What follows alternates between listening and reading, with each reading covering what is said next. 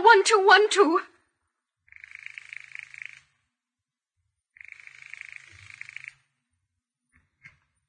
This is Scotland Yard.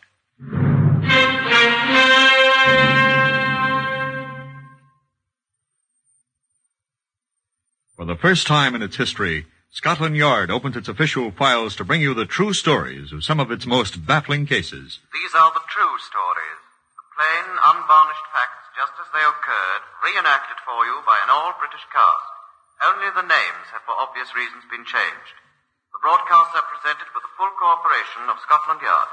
Research for Whitehall 1212 comes from Percy Hoskins, chief crime reporter of the London Daily Express. The stories for radio are written and directed by Wyllis Cooper.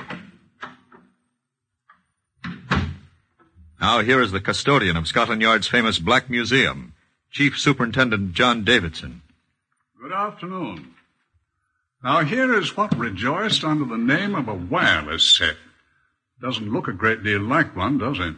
As a matter of fact, I never did hear that this wireless set ever brought in any programs. Of course, it's true that there were no radio programs for it to bring in when it was constructed. But I never heard that it brought in any wireless messages either, although I'm told that there were plenty of them. No, I'm afraid this invention was completed with the sole intention of selling it, whether it worked or not.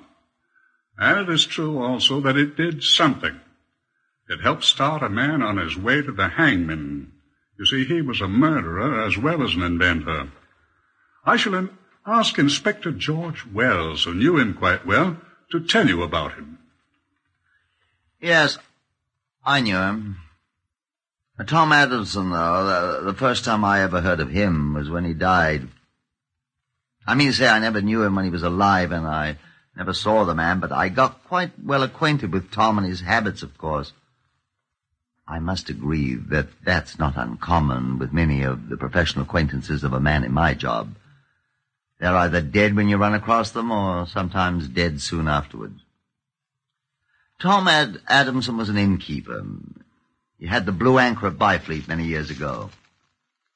Tom was what might be described as a hearty man. He was a hearty eater, a hearty drinker, and a good companion. He had a wife, Nancy, who survived him for several years. Tom had a good deal of money, too, at one time, although there wasn't a great deal left when he died, and Nancy spent that in various ways. Sample complete. Ready to continue?